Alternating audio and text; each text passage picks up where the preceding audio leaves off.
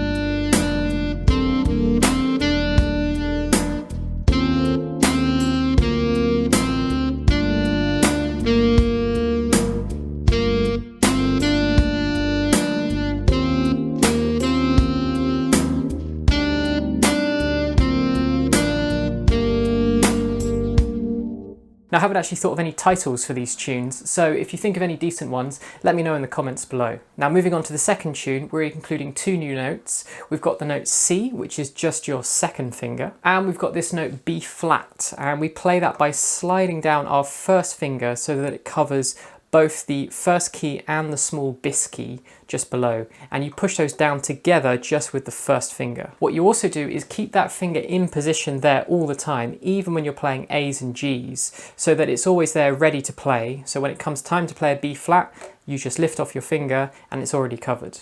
You don't want to be sliding it down into position when it's time to play that B flat. Now, this melody is also using swing 8th notes as well, which loosely means that the first 8th note is about 2/3 and the second 8th note is about 1/3. And that'll give it more of a swing jazz feel. As ever, listen to how I'm playing it, really listen to which notes I'm stressing or accenting, and try and copy all of those nuances as well when you're playing the song, and that's going to help make it sound loads better as well. Alright, so let's give this second tune a go.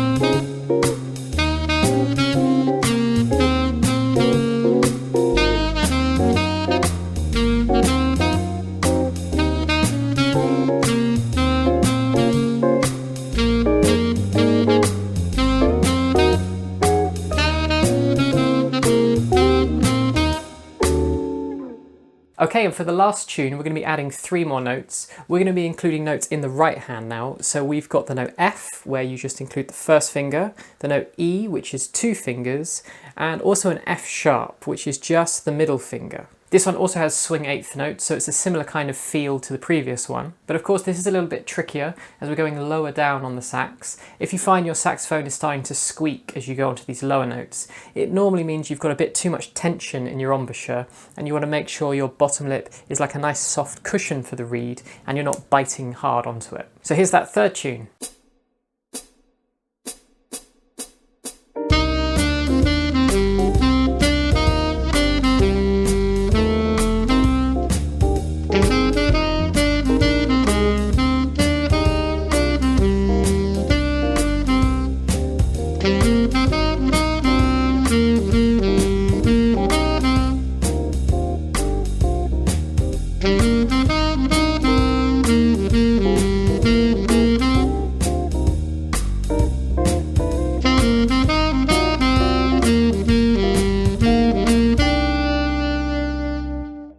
Alright, so let me know any tune title ideas you have in the comments below. Don't forget to get the free PDF that accompanies these songs, and remember, if you're a tenor or soprano sax player, you can get the transposed performances of these so you can play along on the tenor sax. If you're new to the channel, don't forget to hit subscribe, and I'll see you next week.